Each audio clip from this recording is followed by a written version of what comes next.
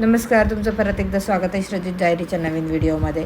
तर इथे बाळ उठलं आणि बाळ खेळतं आहे सकाळी आणि बाळ खूप आज खुशीमध्ये होता, कारण आज तिला कळलं होतं जसं की आम्हाला आता घरी जायचं आहे आणि तिथे जाऊन साफसफाई करायची.